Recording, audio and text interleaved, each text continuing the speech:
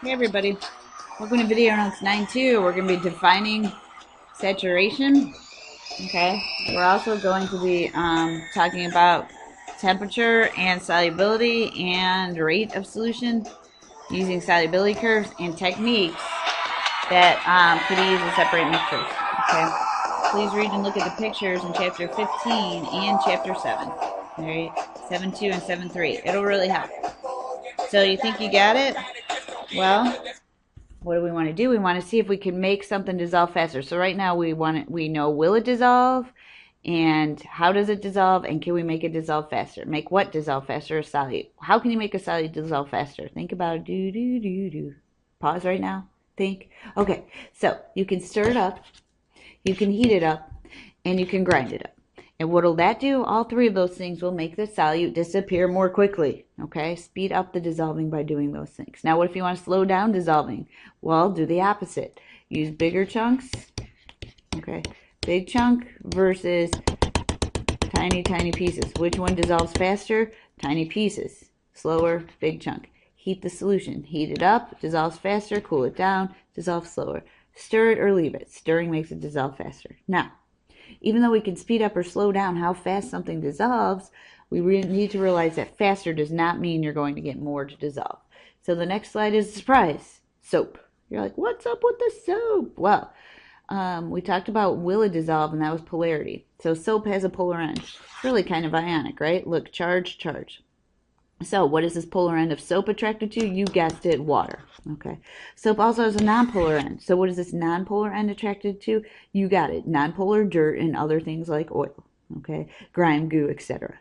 Okay, so the hydrophobic, I'm afraid of water side, and hydrophilic, I love water side, allow water and nonpolar things to mix. Soap brings stuff together. Soap is beautiful. It brings stuff together. Soap has two parts. It has a polar part that sticks with water, has a nonpolar part that sticks with nonpolar things, and because of that, soap brings things together and cleans your hands. Yay, soap, use it. Okay, so we said how fast can it dissolve? That told us how to make something dissolve faster or slower, but what we really also want to know is how much can dissolve. So time for a definition. Are you ready? Definition of solubility. So solubility, if something dissolves, which most things dissolve to some extent, the most solute that you can dissolve in a given amount of solvent at a given temperature is the definition of solubility. Definition. All right. So what does that mean? Well, why do we have to have all of these parts to this definition? Because if I say I can dissolve 1 cup of sugar, well, sure, you can dissolve a cup of sugar in 4 gallons of water, but what's the most sugar that can dissolve in 4 gallons of water? So solubility is the maximum amount of solute in a certain amount of solvent, and it has to be at a temperature because a temperature can change how much dissolves. Now, there are lots of kinds of solutes we've been talking about. Gases have different solubility than solids. Okay, so make sure you know. Temperature affects solubility. Temperature affects how much. Okay, how much. It also affects how fast. So temperature does double duty. It affects how much and how fast. But we're talking right now about how much. The warmer a solution is, the more solid it could usually dissolve. So higher temp means more soluble for solids. Okay. But if you have a higher temp, guess what happens to gases? Less soluble for gases. All right. Why? Gases already have high energy. They have high potential energy. They're gases, of course. So if you increase their temperature of the solute and the solvent, and the solute is a gas, then the gas wants to escape the solution, so it's going to be less soluble. Solids, on the other hand, the more you heat them up, the more collisions between the water and the solid, the more chance it dissolves. Okay. Now, that's how temperature affects solubility. Pressure also affects solubility, but only for gases. Gases. All right. So greater pressure. So pressure increases. That means more stuff pushing down on a liquid, then the gas solubility increases. All right. Why? Because if you have pressure pushing down on a liquid, then this gas is going to stay in the liquid. All right. Now, that's for gas, but no effect on solid. Okay, no matter how much pressure on, you really can't get more solid to dissolve because of pressure.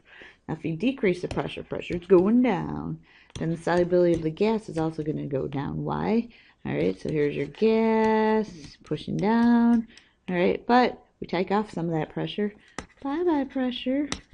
Okay, some of that pressure's off, then this gas is like, I'm out of here. So it gets less soluble. Okay, so less pressure holds less gas, but doesn't affect a solid. So, so far, here's what we got. We got how fast can it dissolve? Heat it up, stir it up, grind it up. That does not mean how much, though. The only one of these that affects how much is temperature for solids and gases, but it decreases the solubility for gases, and then pressure for gases. Okay, saturation levels. Now, how can we use this solubility stuff to describe a solution? Well, solutions can be saturated, unsaturated, or supersaturated. What? Let's talk about saturated. Saturated means full. Okay, which one of these buckets is full? This is definitely full. Can't really hold more chicken. So, what is a saturated solution? A solution full of solute. Can't hold more solute. What if you try to put some more in? Too bad. It's sitting on the bottom. Okay. Unsaturated means unfull of solute. So this bucket is kind of unsaturated because we could get more chicken in there. All right. So unsaturated is unfull of solute. And then supersaturated. Holy guacamole, that is supersaturated with chicken. That is unusual. That is unexpected. That is not what should be happening. And supersaturated is also not what should be happening. So I'll keep explaining. One way to quantify saturation is to measure it. So we take a solution. We add stuff, we add stuff, we add stuff, we add stuff, and then pretty soon we can't add any more. That gives us what we call a solubility curve. Okay, solubility curve. All right, this is a solubility curve for, you guessed it, KNO3, potassium nitrate. Hey, look what happens. If you change the temperature, you change the solubility. Notice what we have to measure. We have to measure the solute, and we have to measure the solvent to know the solubility, because it depends on the temperature, solute, and solvent. This is the maximum. The line represents a saturated solution. So saturated is on the line. So if you have 20 degrees Celsius right here, and you want to make a saturated solution, potassium nitrate, you would need to add, let's just go with 38 grams of KNO3 in 100 milliliters of H2O at 20 degrees to make a saturated solution. Okay, what about 60 degrees? 60 degrees. Well, at 60 degrees, you probably get about, let's say, 110 grams of KNO3 for every 100 milliliters of water. Okay, remember the line is saturated. Okay, 85 degrees. Well, let's see, 85, 80, so there's 90, here's 85, boom, and then over. Okay, so at 85 degrees, you probably get 190 grams of KNO3 for every 100 milliliters of water. Okay, this is what saturates water with potassium nitrate at this temperature. Okay, so remember solubility, maximum solute in a given amount of solvent at a given temperature, saturated is on the line. Hey, if you could have a line for KNO3, can you have a line for other things? You betcha. Look, here's two more. Okay, sugar and salt. We're talking the NaCl. Okay, you can see that sugar is much more soluble than sodium chloride. But we also know that the solubility of sodium chloride increases slightly as you increase the temperature. Okay, so what if you have a point below the line? So for sugar at 50 degrees, 200 grams of sugar in 100 milliliters of water would be unsaturated because you could still get this much more in. But it would be saturated for salt. Notice though that this much salt would be sitting on the bottom of the container at that temperature. All right. Now, if you had 150 grams of sugar, so there's 150 grams of sugar at 20 degrees right here, what kind of solution? Unsaturated, because this much more sugar could dissolve. Okay. So unsaturated below the line. All right. If you put 250 grams of sugar at 40 degrees, whoa, we'd have a saturated solution here, right? And this much would be sitting on the bottom of the container, not dissolved. So it'd be saturated with stuff on the bottom. Stuff on bottom. Okay. All right. So supersaturated, you can make them. Now, we can't make a supersaturated solution at a temperature. I can't say, oh, I'm going to dissolve 100 grams of sodium chloride at 40 degrees. It just won't happen. But what you can do is you can heat up the water. You could saturate the water with the solute. But then if you cool it down slowly, change the temperature slowly, make it cooler, then usually the extra solute would fall out. But what if it doesn't? What if it stays dissolved? That, my friends, is when you get a supersaturated solution. Okay, so when you start at a higher temp with a lot of solute, but then you cool down your solution, solute should fall out as it gets less and less soluble. But what if it stays dissolved? That's supersaturated. Now, supersaturated is a fragile system, and the extra precipitate could fall out quite easily. So what does that mean? Okay, well, let's look here. If we wanted to make a supersaturated solution of sodium chlorate at 40 degrees, we'd be like, oh, sodium chlorate at 40 degrees. We need to have more than 138 grams of sodium chlorate dissolved in 100 grams of water. So we can't do it. Can't do it at 40 degrees C. But what if we took, we went up to 100 degrees, okay, and we dissolved 230 grams of sodium chlorate in 100. Oh, look at this time, it's grams of water, okay, at 100 degrees Celsius. And we made this solution that would be saturated, but then we cooled it down. If all of the solute stays dissolved, it's supersaturated. Okay, all right, so if it precipitates out, though, if all of this solute, so we get it down to 50 degrees, okay, get it down to 50 degrees, all of this comes crashing out, boom, you get it sitting at the bottom of your container, like, oh, look at all that solid in this container, then the solution is going to be saturated, okay, but if you cool it down and it stays dissolved, then it's supersaturated. Wow, lots of stuff. Okay, what would that look like? Well, we're going to try to do it in class, believe it or not. It works most of the time, right? But this used to be a clear solution, okay? Like clear. Couldn't see anything. But if you add one more crystal, then all of the solid starts to precipitate out. It's called crashing. It's actually called crashing. Crashes out or precipitates. That's because it was supersaturated prior to that. Once you see all the crystals, though, then it's just saturated. Okay, so how do you test it? Well, here's a solution, right? Oh, it looks all clear and nice.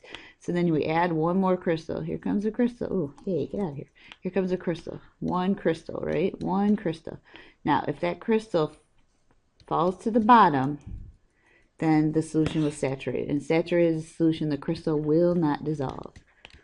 Will not dissolve. Okay. What if you add one more crystal and it does dissolve, disappears, so it looks like this? Again, after the crystal, then the crystal will dissolve in a unsaturated, oh my gosh, solution. Okay. But if you have a solution and you add one more crystal and then boom, that crystal causes a bunch of crystals to crash out, the crystal will cause many more crystals to form. And what really is happening is all the ones that shouldn't have been dissolved come crashing out. So what you have after the crystal is saturated. After the crystal, if it was saturated, it will be saturated still. After a crystal of unsaturated, you don't know. You'd have to keep testing. Okay, so we talked about solutions. We talked about solubility. Now let's just talk about mixtures in general. Hey, guess what? You can separate a mixture by using a physical technique. Here are 4 of them, 4 techniques. And the reason they can use a physical technique is because it relies on a physical property. So make sure you know this. Distillation is a technique that uses boiling point. So different parts of the mixture have different boiling points. So one thing leaves and the other thing stays. Technique, filtration. If different parts of a mixture have different particle sizes, you can filter them. The technique, crystallization. If different, so crystallization is a technique. So if, say, you have a solid in a liquid and you evaporate off the liquid, then there's this change in state and the solid goes back to being solid, okay? Chromatography is a technique that uses the polarity differences of the parts of the mixture. Now, one of these 4, which one of these will not work for a solution? Filtration. You might have guessed it anyway. Filtration does not work for a solution. Why? Because even if you try to filter, right? So here's my funnel. Here's a piece of filter paper. If you pour a solution through a funnel into a container, then all of the solution goes through the funnel and the filter paper because the particles are so small. So filtration does not work for a solution. Okay. Hey, yeah, it's time to read the book, look at the pictures, okay? Review. Please know, how fast is not how much, okay? How fast is what you can do to speed up or slow it, but how much, you gotta check the curve, okay? So how much is solubility, how fast is get it going. Supersaturation is overachiever. Solubility curves show where it maxes out, so solubility curves show saturated solutions. And then make sure, if you can use props, but make sure the props are effectively matching the technique, alright? So you need to define these things, see if you can. Explain how temperature, surface area, and stirring affect the rate of dissolving and solubility. Which one? Only temp. Only temp affects solubility. Okay? And then read, interpret, and use solubility curves, and we'll do some calculations with that. And then finally, mixtures. Can you separate them? I hope you can. Alright? So, keep on keeping on. Alright? What's cooler than being cool? Ice cold, alright? What's cooler than being cold? Ice cold, baby.